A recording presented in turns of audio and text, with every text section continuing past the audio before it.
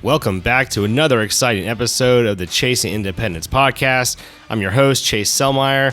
This is the show where we talk to action sport athletes who have gone on and started their own companies, become CEOs, or super involved within their sport still. So far, the show's been going awesome. I have some really cool guests, and I hope you guys are enjoying this and getting value out of it.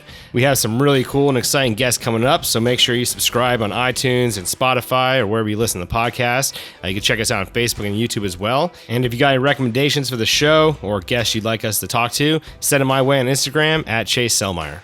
In other news, I just got back from a 26 or 27-day road trip. I left here on June 3rd and decided to take my dog Max and drive up the East Coast. We went from Florida all the way to New Jersey, stopping in some awesome places along the way, seeing friends, family, and just kind of experiencing what's been going on these last few months between the death of George Floyd and the protests going on, and especially the COVID and how the country's kind of been opening back up. And I talk a little bit about that at the end of the episode, my experience and some fun stories. So stay tuned and check that out.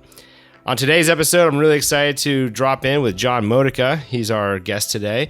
He's not only a professional kiteboarder, but a really great entrepreneur. He started some really cool tech companies, has sold those since, and most recently has actually created a fund and purchased Cabrinha Kiteboarding, which was his first and only, well, not only sponsor, but only major kite sponsor throughout his whole career. So really cool story on how he's able to accomplish that and kind of what drives him to this day when it comes to not only his businesses and entrepreneurship, but what he's going to do as now the owner of one of the largest and best kiteboarding companies in the world. I personally am a Cabrinha kiteboarder, kite rider, and I can't imagine ever even being on anything else. So this is an awesome episode. If you like action sports, if you like water sports, if you like John Modica, make sure you listen to this. So let's get this episode rolling. Without further ado, let's rock it with John Modica of Cabrinha Kiteboarding. People are looking like they have an idea and they're like, hey, I need to get $100,000 to see this idea through. And I'm always blown away by that because, for fractions of that amount, we were able to test an idea. I think people don't put enough value on just creativity and, hey, look, if you think this product solves a problem, how can you prove that to me before you spend $100,000 on prototyping a tool that might be irrelevant in 6 months? Man, I'm sitting here actually looking out the studio window, and it's windy, like pretty good wind. Like just enough to where I'd actually want to skip out and head to the beach after this show and try to get some kiting. We'll see.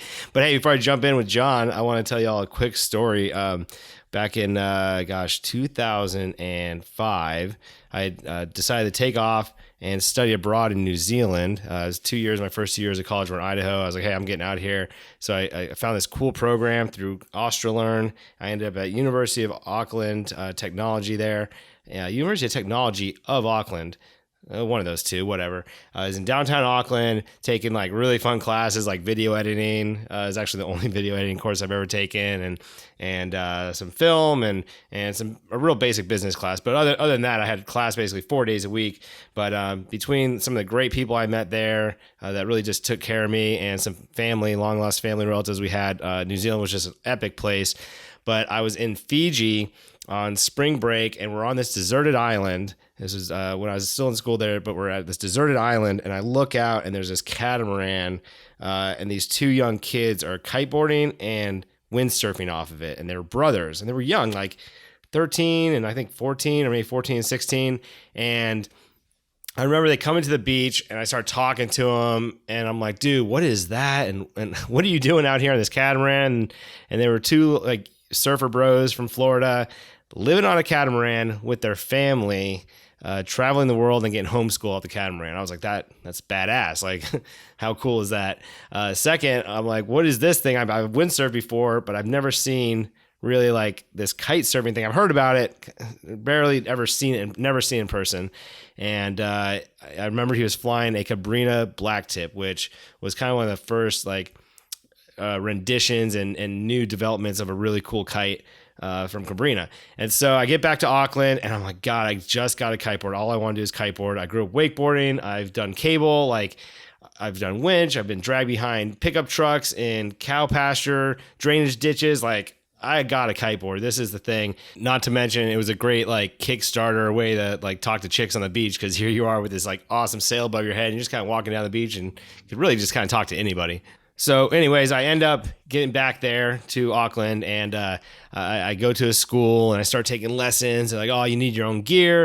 And I'm like, man, like I'm looking at this stuff. And I mean, just to get into it was like $1,200. And I didn't have $1,200. So I get on eBay, and eBay in New Zealand was very simple at the time. And I find a guy that's selling actually a Cabrinha black tip, a 12 meter blue with the black tips is why they call it, because on the tips it was just straight black. And he had a bar with it, a real crappy harness. It was like a mix between a seat harness and a seat and waist harness. And this, I'm trying to remember if there was a board with it. It doesn't matter. Anyways, I'm like, dude, he wants $600 for it. And again, broke college student living abroad. I did not have $600. So I had a couple roommates, two were Swedish and one Colombian. And we were down one day at the kind of the college quad area, and like thousands of kids would pass through there every day. And one way or another, my roommate got a hold of my debit card and was able to pull out like $600 out of my account, and he gave it to me. And next thing you know, I reported my card stolen. And I bought that kiteboard. So yeah, sorry, M&G Bank. I'm not proud that I did that, and I've never done it since, or had that issue happen again. But I think at the time, just a little misguided and just driven with this dying urge to want a kiteboard, I kind of just did it. Hopefully nobody got hurt from that, but I ended up with this really great beginner kite. And I kind of tell you that story because today's guest is now the owner, once a pro rider for the team, but now the owner of Cabrinha Kiteboarding. John Modica, my man, what's up? Hey, and it's funny. I knew you were a kiteboarder, but there's very few people who remember the Cabrinha black tip. That was also my first kite. So now I know you're even more of a legitimate kiteboarder than I thought before. Well, I don't know how legit I am, but I'll tell you, man, that thing was insane. It came with like a control bar that was like 3 feet wide. I mean, it wasn't the original one, I don't think at all, but I think it was just one they had kind of pieced together. And the guy who taught me how to kiteboard in New Zealand, his name was Corey, and it was like the black beaches outside of Auckland, New Zealand. And he drove this like old VW van with literally a bongo drum built into the steering wheel, and he'd like play the drum at the stoplights and stuff. I just thought it was so cool. So kiteboarding, I mean, it's been an amazing sport to grow up around and see, and just seeing the progression of the company, Cabrinha itself.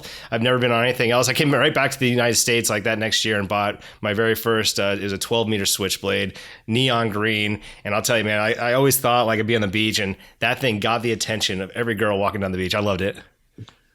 It's definitely, kiteboarding always attracts the eyes. I mean, and I don't think it's just because of the obviously a kite is big, but I think it just looks, it looks like it shouldn't work, I think. And it's just that wow factor that people see right away. And it's a part of the great thing. It's a part of the bad thing too, because I think people think it's a lot more difficult than it is, because it looks so, so much awe and so much inspiring kind of, wow, that's like, how could somebody do that? How could somebody achieve that? And it's really a lot easier than it looks. I mean, you're literally flying over the water, and it's an amazing feeling. If you guys haven't had a chance to do it, get out there, definitely take lessons. I would say definitely take a lesson, but safe. But well, John, I know kiteboarding is your life, but at the same time, I mean, you were a great entrepreneur.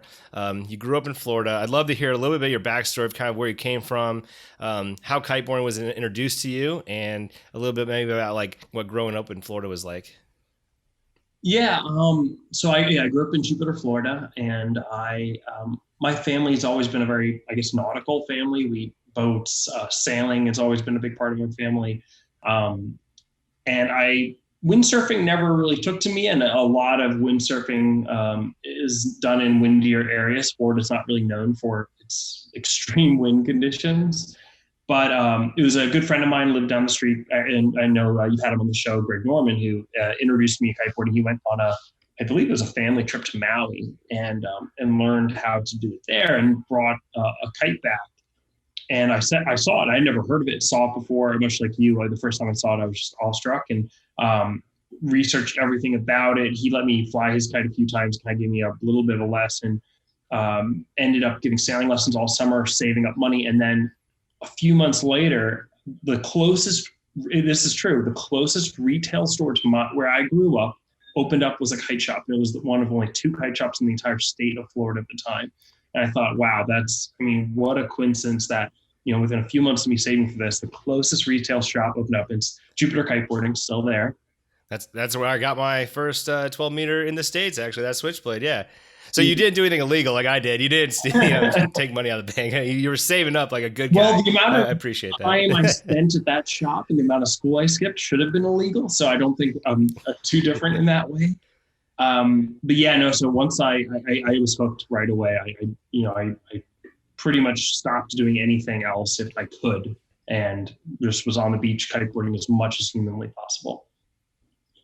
That's awesome. I got to ask you, is Jupiter Kiteboarding still like attached to that gas station, Yep. kind of in the small little area It's there? the exact same. I mean, they've built it out a bit. He's one of the biggest retailers in the country, actually. He's pretty well known, Wow. and they do a great job in there. If anyone's looking for a lesson or equipment, Cabrinha obviously has a lot of great retailers and dealers, but Jeremy at Jupiter Kiteboarding is definitely one I'd recommend everyone to go see. Yep. No, I do remember Jeremy hooking me up, and is super fair. And the gear in there was really cool. It's just a homey, fun shop. I really did enjoy that. So what was school like for you then? You went to school in Jupiter, and what were you like as a student at a young age? I was a decent student. I was never anything exceptional. I've always loved learning, I would say. So for me, school was more than just a sort of a requirement. I've always liked the process of learning. I didn't really care about grades so much. I just liked education. I liked learning. It's been a big part of my family. My family's either involved in schools or teachers themselves. And that's ultimately why when I went to college up north, I studied education and became a middle school teacher. And that was a short-lived experience, because when I did that effectively, when I was spending my time as a student teacher in a graduate program, working with a few schools, that's where I got the idea with a few friends to start an education software company to help really students prepare better for standardized tests. And it was more of a tool aimed at teachers to help students prepare for a standardized test, but in a responsible manner, rather than just a test prep program where they're learning how to take a test, which, in a lot of circles is seen as a bit of a waste of time, so to speak. Very cool. So I'd love to jump into your companies and all the entrepreneurship stuff. But before we get into that, let's kind of jump back into like the action sports side. So you're introduced to kiteboarding with Greg. You're kind of riding out there in the Jupiter. The conditions are so much different than what I'm used to over here on the West Coast, where you got flat water for days. You got the waves, and you're a big wave kite surfer. The videos and how you keep that board on your feet is just mind blowing. When did you start competing, and when did you go pro, I guess? Yeah, kiteboarding is a small thing, and like the term going pro has always been a big. I have no idea, and I don't know it's hard to know if I did or if I was or how long it was. So technically, yeah, I guess I got paid for a little while to kiteboard, so I guess you could call it that, but it certainly wasn't a livable wage. So it's hard to draw that line, but I started competing pretty much right away. I think 2002 was when I bought my first kite. 2003, I went to my first event in North Carolina. I got connected with the Cabrinha, I'd say Cabrinha family right away, because the whole Cabrinha group really is. You can't find another brand in the industry that is more family oriented. Everyone I've worked with Cabrinha, I'm still in touch with. It's a really great group. I can't say enough good things about them. And most of them are either there, or if they're not there anymore, I still communicate with them. But I was very lucky. I traveled all over the U.S. when I was through high school, really, 15 years old through 17, 18. And then by the time I was in college, I was traveling more to international events all over the world, doing travel stories and things like that. Every few weeks they'd fly me out, which was a ton of fun. To be a college student and,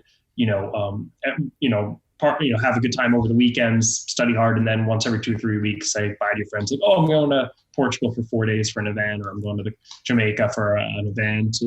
I think one of the bigger things about kiteboarding, especially with the group like Cabrinha, was, when I would travel, I wouldn't just go by myself ever.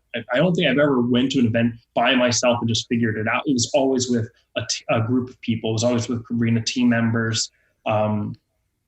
And for me, that was the experience, right? Is that you're going competing, and I've never had a crazy competitive edge, but I had a little bit of that. But it was certainly a lot more fun to compete along with your friends and go and travel with them and learn about the world, see things, and that was that kind of experience I wouldn't have given back for anything. I mean, that's I look back on everything over 18 years of kiteboarding, traveling, competing, like.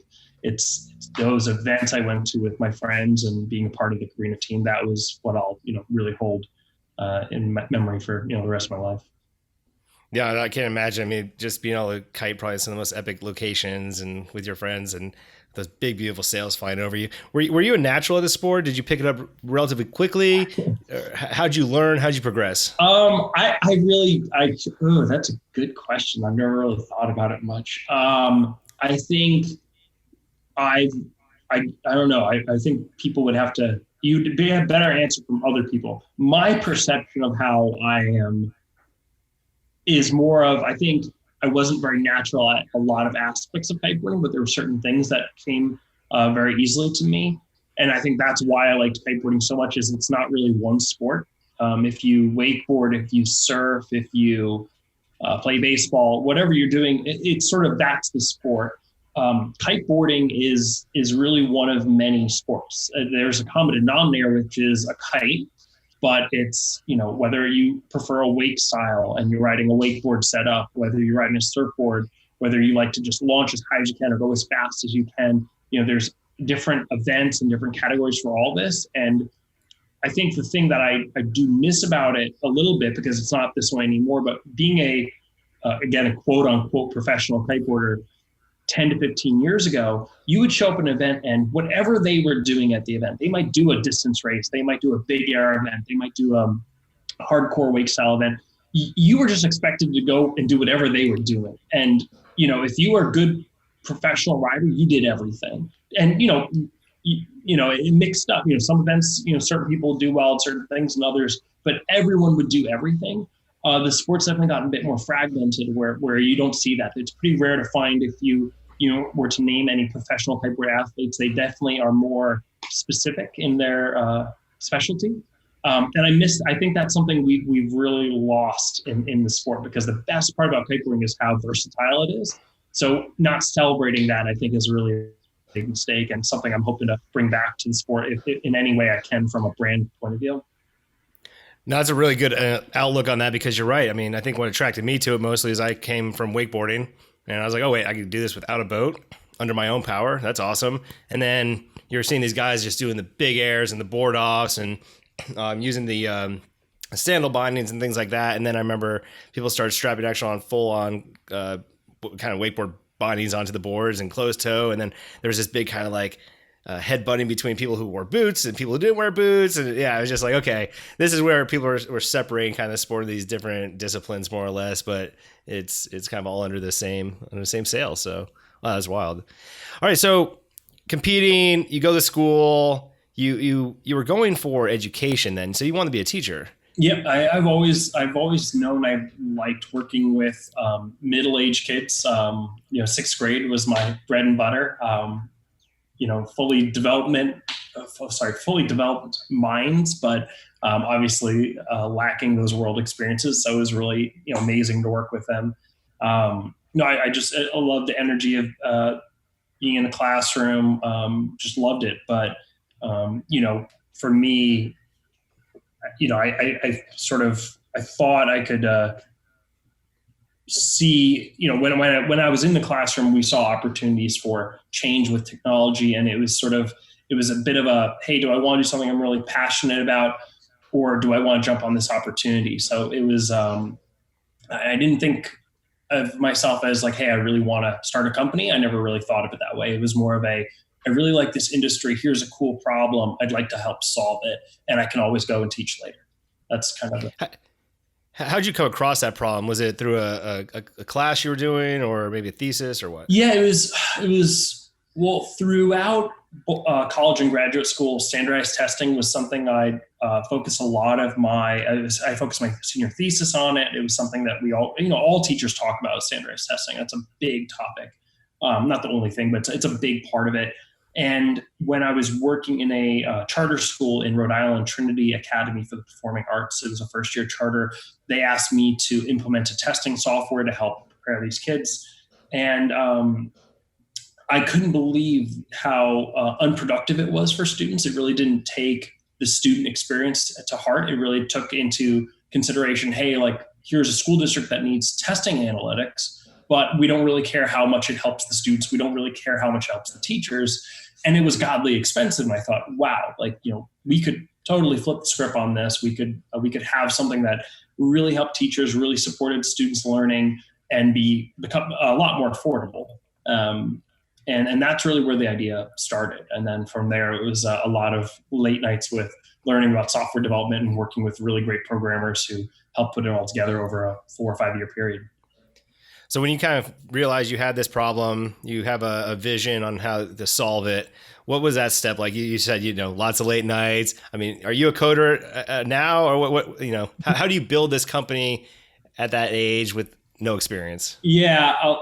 It's good to be naive. And, if I knew what I do now, then I would have told myself to go do something else, but it worked out somehow. I didn't know anything about software development. I had a few friends who helped me sort of understand a little bit about the process. And what I did was I basically did mock-ups, so design layouts of the site. In my mind, the design side was the complicated side, and which it's obviously not. That building a complicated program is clearly more of the work. So I spent weeks and weeks putting together with a good friend of mine, Teddy Hills, who became my co-founder, all the mock-ups and the designs of the entire site, every single page. And we did it on like a Word document program because I couldn't even use a basic graphic design software. It literally didn't work. So it was ugly, and created, 230 different pages of every excruciating detail. And I called around a few kiteboard investor buddies who knew about software development. They put me in touch with a few developers. I slapped down this gigantic pack of pages of, hey, this is what we're looking. They're like, well, you know what you want. That's good. Now let's see what's achievable. But I think that that was really the starting point. And then borrowed a little bit of money from one angel investor and a family member.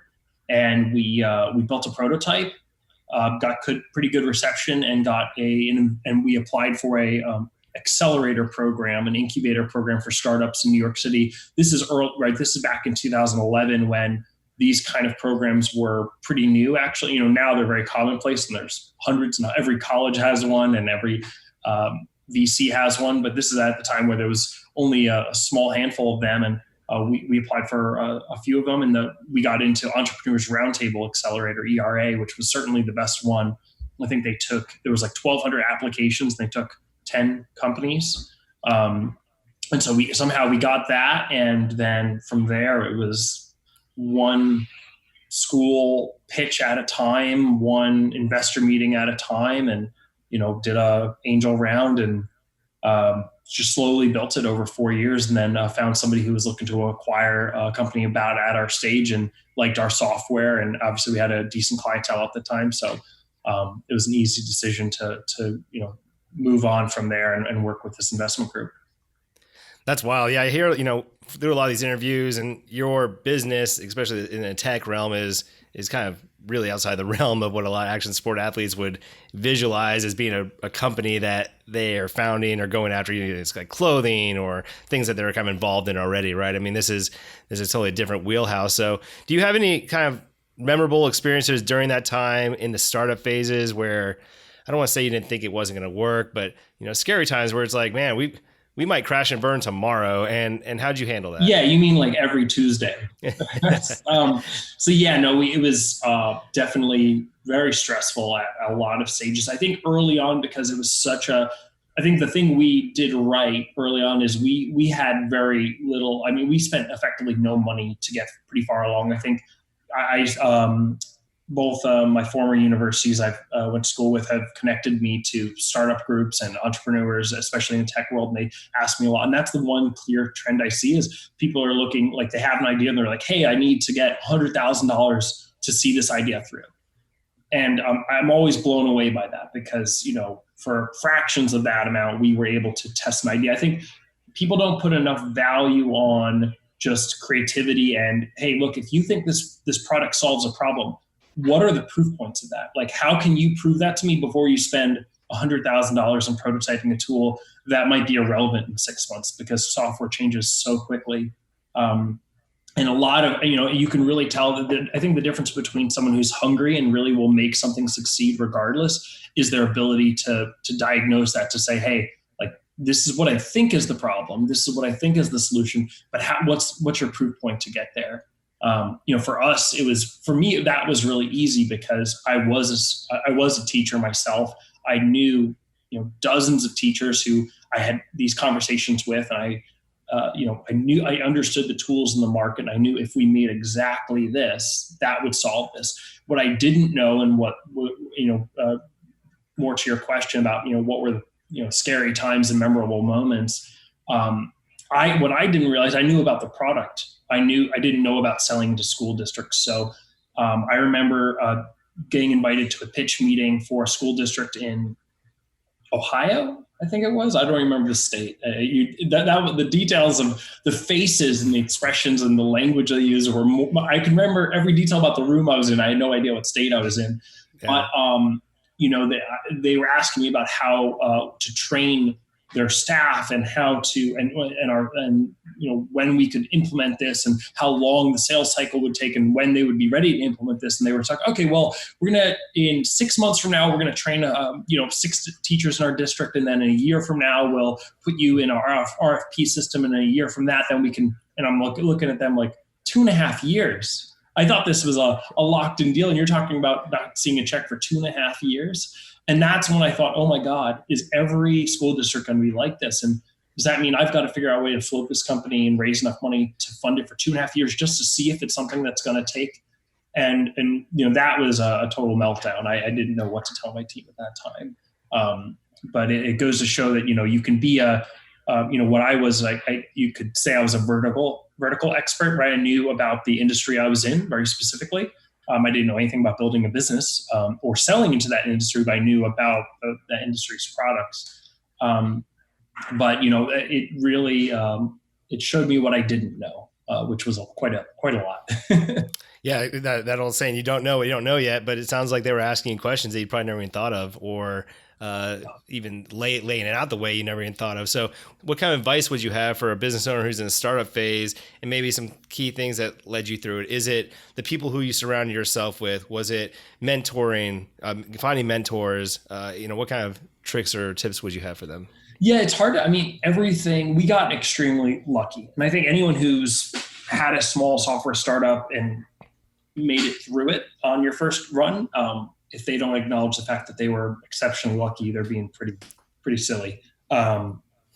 Every turn we took, we got lucky. The things we got unlucky with relative to the rest of the stories I've heard and the rest of the companies that didn't succeed, I think were really minor. So unfortunately, the most important thing is luck. And I can't give you advice on being lucky. Yeah. I guess I can. It's, you want to situate yourself to be lucky.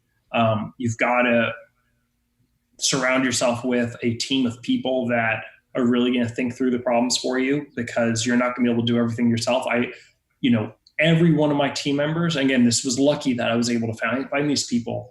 But if anything happened to me, any one of them would have been able to run the company and succeed. They were all much smarter than I was in every category, except for maybe they weren't stupid enough to start it from scratch themselves. But effectively, everyone could do it. And it was actually my co-founder who really was the first person who pitched the investment group that ended up buying our company. I wasn't involved until a month later. So I think, you can't focus enough on, if it's a company that you can do everything yourself, then more power to you, but most likely you're not going to be able to do anything on your own. So you have to surround yourself with people that you trust, like family. And I know people say don't get into business with family or friends. I don't agree with that at all. I think, if it's a good idea and you're a good person, you should be able to find a way to make it work. And if they're your family or your friends, you should be able to trust them to make that work. No, I think you said some really good points there. One I kind of want to circle back around to, but yeah, a lot of it had to do with luck. But if you weren't putting the time in, and if you weren't in the room, you have no chance to get lucky. So make sure you're out there and being active and pursuing that day in, day out. I imagine lots of sleepless nights, lots of work. So you sold this company. What was that a process? It sounds like they brought you an offer and you're like, oh yeah, let's do this. Or is that something you put in place years before that opportunity came to? No, it was the former. It was really an offer came out of left field. We had some previous conversations about it with people who were interested, but they either came at a phase where I didn't think it was right, or it was for a dollar amount that I wasn't interested in doing. We had a decent amount of success, and we were, I was looking to see this through. I never really started the company saying, hey, I'm going to sell this and then go do something else. I really believed in it, and I loved working in the industry. So for me, it was more of a grow it and see what happens. But no, the offer came at a really great time.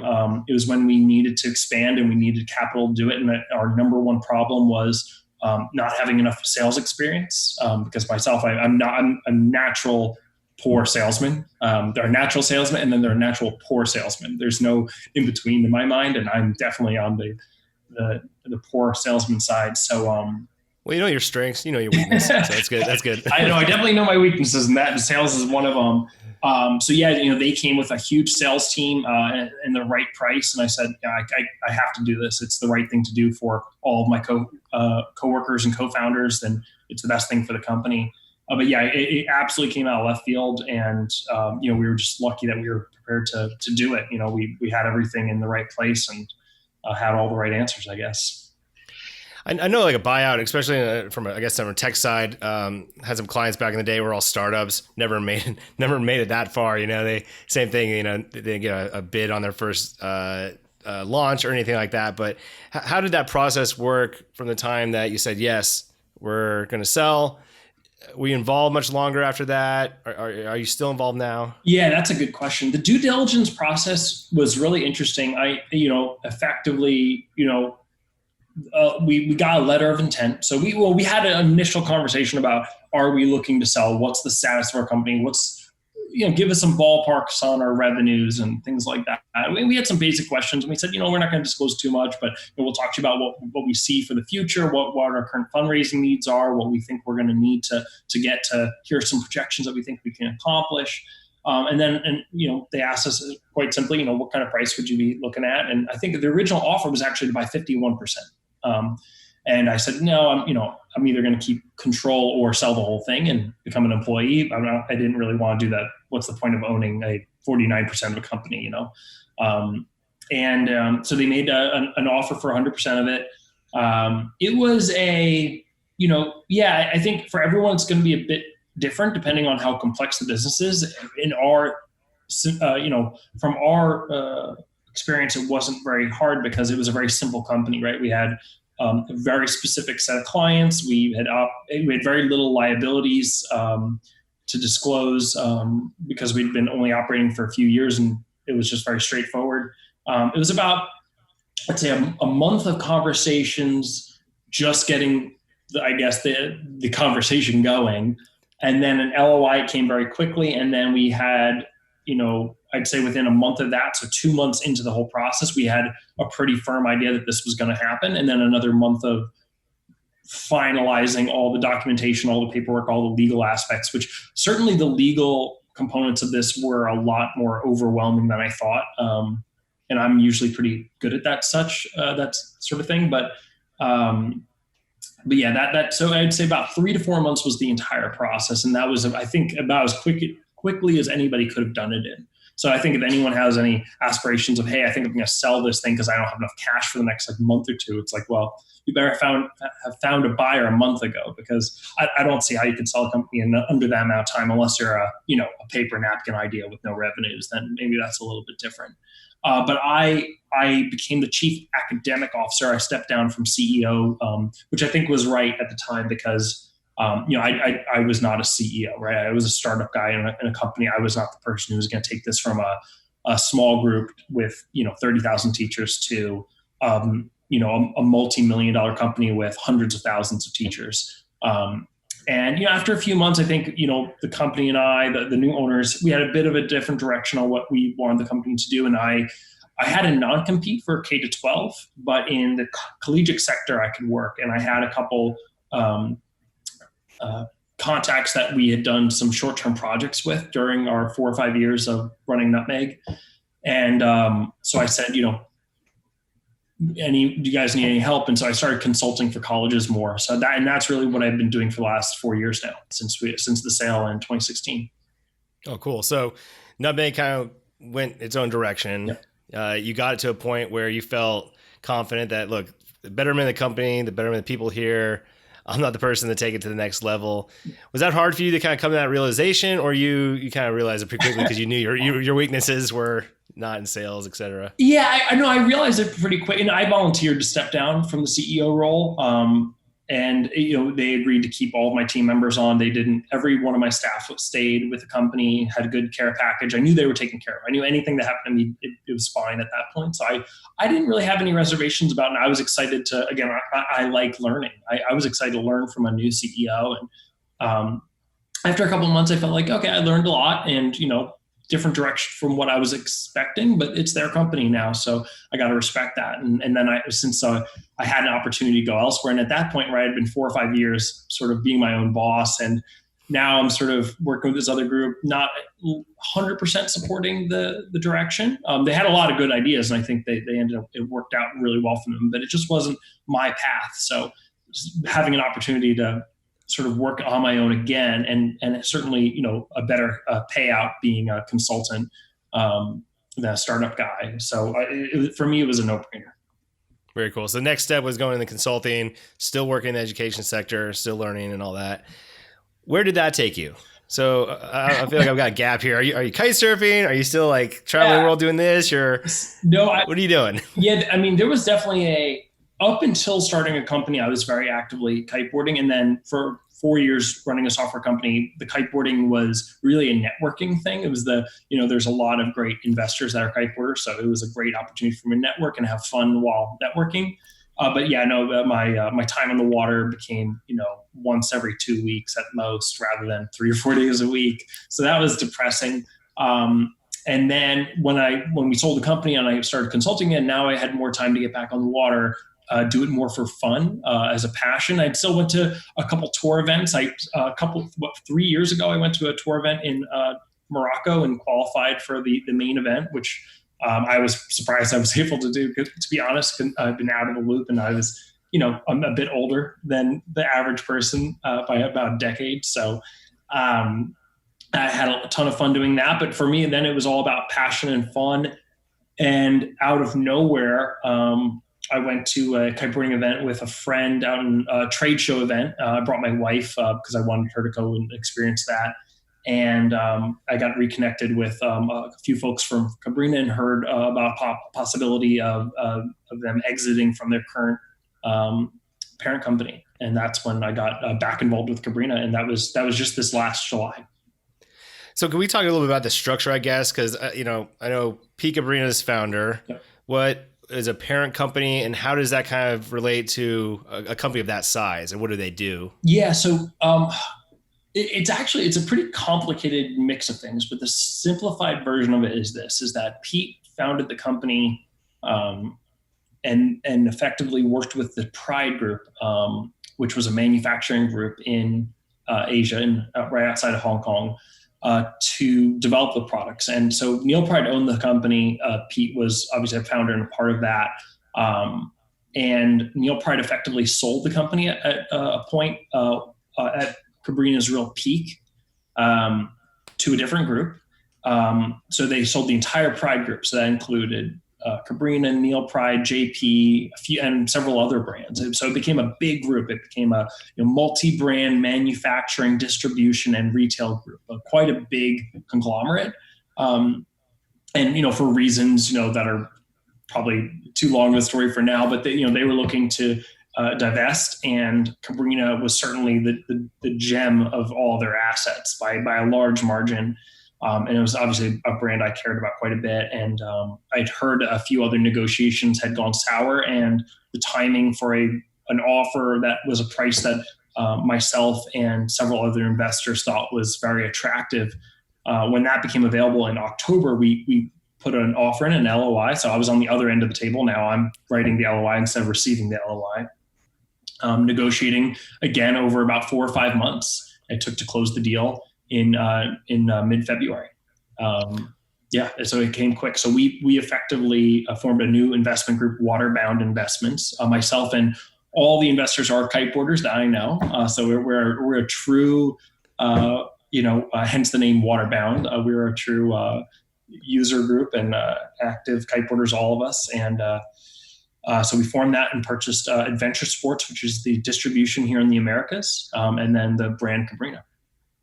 That's wild. Yeah. Because when you're kind of participating in these sports and you're using the gear, and I mean, same thing in wakeboarding, all the boats and all this stuff, like, they are part of something bigger than just kind of that brand itself. And they're might be connected multiple times to different brands and that investment group, as you said. So really you saw the opportunity because, you grew up with the brand, you love that you could bring money together essentially and just buy it. Yep. Is that what happened? Yeah, basically. I mean, the brand is, it's so hard to find somebody that didn't learn on a Cabrinha kite.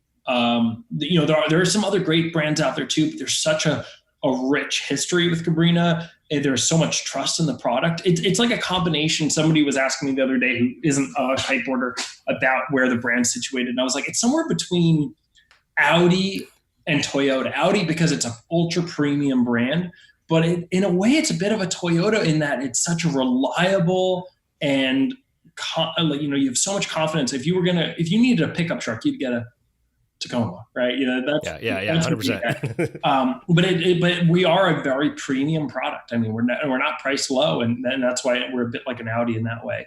And so, I think the brand just had so much value, and I think there's so much more that it can grow. And being a part of a group like the Pride Group has its perks, but it also limited what the brand could do because they had other brands to think about. They had other priorities versus us. Cabrinha is our company. So we're everything. The world's our oyster. We can manufacture anywhere we want. We can work with any partners we want. So now, we're not limited to working with what the Pride Group wanted us to work with. Again, a lot of that was amazing and it resulted in a great company, but we can still work with all those groups, but now be a bit pickier with some of the smaller details, and expand our product range. And then, I'd say refine some things about our product range that aren't the number one, because, like any good, I didn't start my software company thinking, hey, I'm going to be a decent software company. I said, no, I'm going to do this better than everybody else, and not a little better. Like, I'm going to win. Because if that's not the attitude, if you're not going in there to just absolutely dominate, why are you there at all? Just to have fun. Mm-hmm. So I'm not here to have fun in kiteboard. I'm here because I believe this brand could be number one in every single category by leaps and bounds. We have the right owner structure to do it. We've got the right network to do it. We've got the right history to do it. Now, effectively, I feel like myself, the investor group really just came in and undid a lock, undid some shackles on Cabrinha's feet and said, yeah, go run, do your thing, because you're doing it great. Now you just can do it a lot faster and go a lot further. That's really cool. I want to definitely jump back into that and kind of your vision, what you're really excited about. But before that, because you are on both sides of the coin here, I mean, literally owner of a company, but also was able to create this investment group, Waterbound, and bring people together to invest in companies like Cabrinha. At what point should these new, cool lifestyle brands, or maybe even a new product, at what point should they start thinking or looking at investment firms like yourself for capital, and how do they know if it's the right move? Yeah, that's a great question. That's a really good question. And I think it's it depends on the stage of the company, obviously, and what their needs are. But, if I were going to put myself in a startup mode again, but for this industry, and what time would I be most interested in speaking to somebody? I would say early on, where they have a proof of concept, a product it could be a homemade prototype of something, that they think, hey, this is really going to revolutionize how we do X, Y, and Z, whether it's a control system, a material construction, whatever it may be. I mean, earlier on, the better. I think I would rather work with somebody that came in and said, hey, this is what I'm thinking. This is what I'm going to do. I need 3 months. And in 3 months, I'm going to show you this. I would much rather that person to come in and say, hey, I'm going to accomplish this. This is the amount of time. And then come back to me and say, hey, that thing I told you I was going to do? I did it. This is where I'm at. And this is what I learned in that process. Again, teacher thing. I want to learn what everyone else is learning. But I would much rather that person than somebody wait and come up with the idea, prototype it, do it, get it done, and say, hey, here's this thing I made.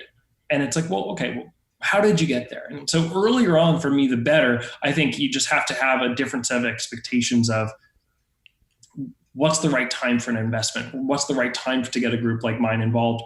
But essentially, you can't be early enough to let somebody know about an idea. And I think any investment group who doesn't want to hear a great product or a great concept, won't take a few minutes to hear about that, I think is missing out on something. But yeah, so the sooner the better. I just want to see progress. I want to see what people learn. And obviously, if the concept doesn't have any legs to begin with, I'm a pretty straightforward person, and we'll let them know. But no, that's cool. I think what you said there in terms of like bringing it in kind of on an early standpoint versus sitting on it or working on it so long, you drive yourself crazy, you run out of money. And then, going to Surf Expo every year since I was like in like 16 or 17 years old, like you would see a brand one year and you're like, man, this thing is so cool, whatever that, product was. But then the next year it wouldn't be there. Like they just ran out of steam. They ran out of capital. And, I don't think a lot of people understand and that there are these groups such as yours that are around for the purpose of keeping good ideas and good products alive. No, absolutely. And this is exactly how any of our investors, with the exception of one in Nutmeg, I think this is how we were able to land them, is that, they knew what I was trying to accomplish from day one. I had very clear goals I set, and I didn't often hit those goals, but I had a reason for why, and I was able to explain what I learned by not hitting that goal. I don't like to always go back to the, everyone talks about, failure is your best teacher, but because I don't even like the word failure, because it's sort of it's got such a derogatory sound to it right away. Failure is just a process of learning. So for me, it's always just learning. So I tried to do something and I learned this, and if you're able to articulate that to somebody and you're able to learn from it and set those goals, I think, the world's your oyster at that point. If you don't know how to set goals and you don't know how to evaluate yourself and really learn from that, then, you're just going to spin your wheels and go nowhere. Yeah, definitely putting that out into the universe, having that vision. Do you write goals down? Maybe go through your kind of process. What's a day in the life of John Modica like? Oh God, you don't want to see my spreadsheets. My spreadsheets are just, I spend more time on Google Docs than I think I do in the water now. But no, I love writing things down. I have a whiteboard in the back of my office for a reason. I'm always, I always just try to visualize it. But yeah, Nick, it's as simple as, this is what I want to accomplish this week, this month. This is my theory. This is why I think this is going to happen. And then, if I think that, why don't I just call 3 people and ask it? So I'm not shy about getting feedback from people. And I think that, again, comes from education. I think, and it's definitely something I think more startup people who are looking to start a company should do, is saying, well, I think this. I think this product would be really good for women who are trying to do this, or I think this bar sorry for all the ringing in the background. It's I okay. think this new product would do this. Well, there's people you can ask. There's ways to prototype that. There's feedback you can get. You don't have to listen to all that feedback. Most of it's not going to be very helpful, but I think the job of someone who's starting a company is to say, well, which feedback should I listen to? What are the valid points? What are not the valid points? And then test that assumption. Building a company is just one giant scientific experiment and repeating it over and over again, really. Well, I think you don't give yourself enough credit from a sales standpoint because, the ability to reach out and ask these questions and even take rejection, probably as much as you could take it. I mean, that's a sales tool right there. So you kind of have no problem asking the question and finding the reason, right? Yeah, no, well, I think there's the big jump between, I agree with what you're saying. And I can initiate a sale. I just can't close one. Yeah. I'm too critical on myself to do that. But yeah, no, I think, people don't take rejection well. And again, because they think of it as that, like I said, that word I don't like to use as much as failure. And it's not, it's you didn't do anything wrong. You didn't fail. You learned something. So you got to just take that and roll with it. Cool. Yeah. At the end of the day, I guess you got to think like, well, what's the worst that could happen? They could say no. Okay. Did anybody die? No. All right. Let's keep going. Well, hey, John, tell me what you're most excited about now with Cabrinha. I'm excited as a kiter. I can't wait. I mean, I've seen all this. I mean, from the handheld kite, the foils. I mean, there's so much going on. What are you really excited about? Just everything. I honestly love. I feel bad for all the people in the company that have to deal with me on a daily basis because, we can't have a product meeting without me asking 50,000 questions about everything about the product. So I'm trying to hold myself back from slowing them down because they do such a great job, but I like to be overly involved. So luckily they're being very patient with me. I'm waiting on a new prototype to show up as we speak. I'm getting texts about it. That's all the ringing you're hearing. And is it a kite? I can't say. It's I want to know. It's a very exciting toy. But no, I mean, for me, I think what I'm most excited about is getting on the road again, traveling, hearing things right from the customer's mouth. I think that's where something I have a bit of an advantage over other ownership groups. And just this last weekend, I went with Amy and Leroy to a demo up in Cocoa Beach. And I was fortunate enough to sit down with 30, 40 people who tried the kites. It was a rainy day and 100 people showed up to kiteboard and 30 or 40 of them wanted to demo our stuff. And I sat down with each of them, asked them questions, and being able to have that rapport with people. Maybe it's because of my age, maybe it's because they know I've been in the sport for a long time, but to really hear that product feedback and then get on a development call 24 hours later with our team and say, hey, this is what I heard. What are we doing about this? This is what I learned. And this is, what people love about our products. This is what people think we could do better. I don't think any other company has that direct feed as much as we do. And I think that's why I'm going to win. And that's what I'm excited about to answer your question. I'm excited to be able to provide, I think, better feedback than anyone else has ever gotten from an ownership structure.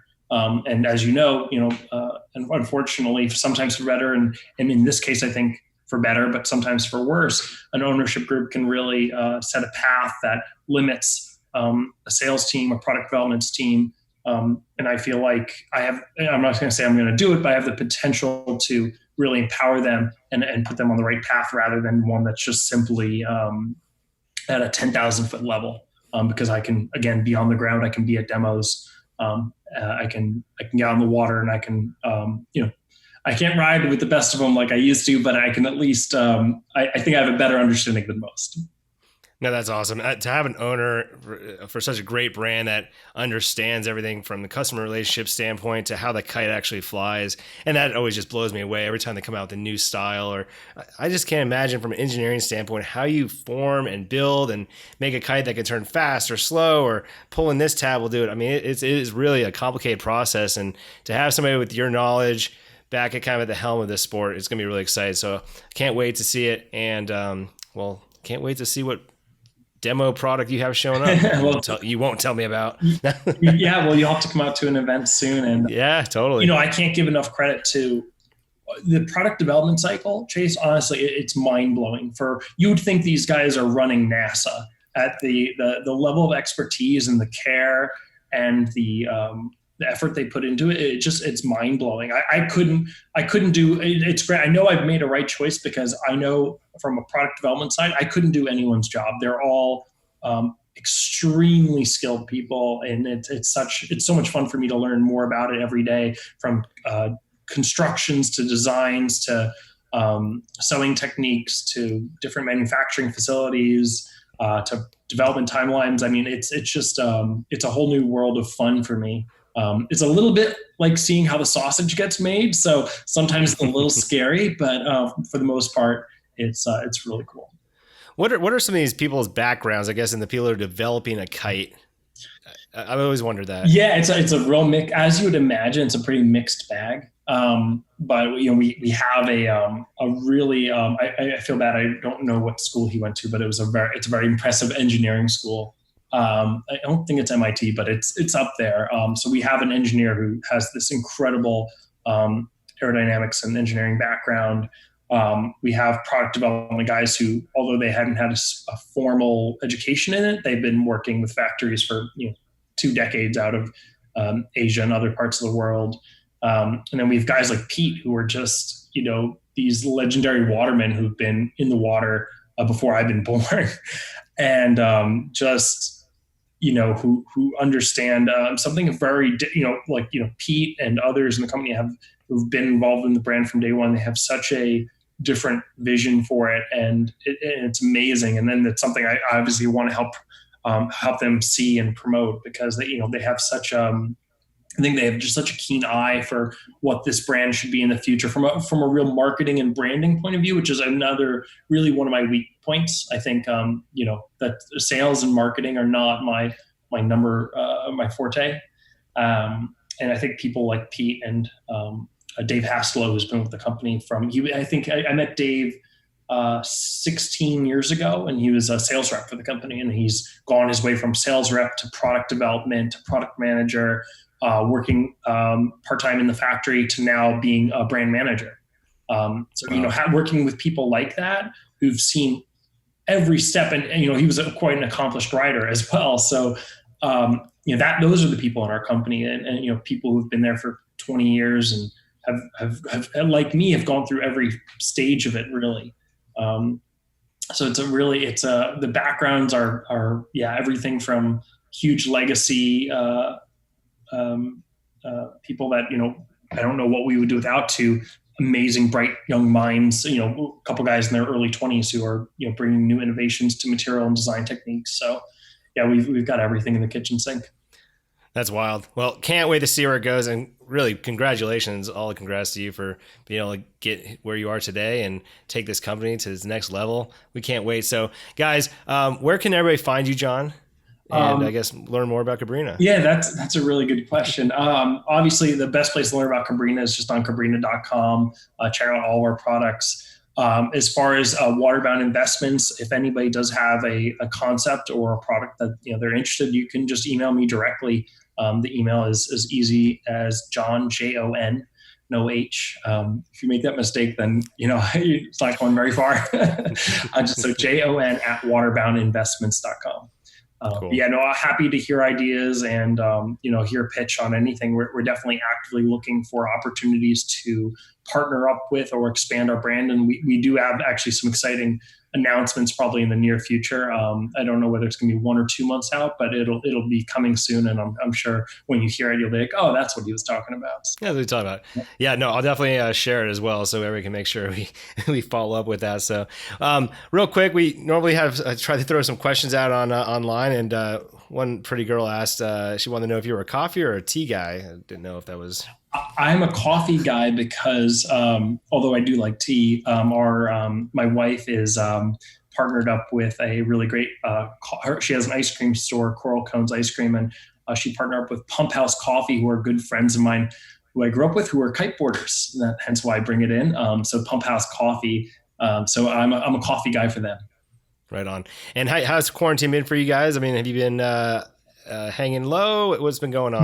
My wife's used to me living at home. I've been working at home, even though our software company is based out of New York, most of our developers were remote. So I've been used to this for a long time. So this probably affected me less than anyone, but obviously, we're always I think for me, the biggest stress is just worrying about our employees and their health and making sure everyone's being safe. And that, it's been very stressful. Obviously, we want to make sure no one's doing anything irresponsible. So I think, I'm just glad it seems like we're coming out of it a bit at this point. So there's light at the end of the tunnel. Hopefully we, don't regress down a bad path of getting out too early. But, I think that remains to be seen. So I just, hope everyone's being safe.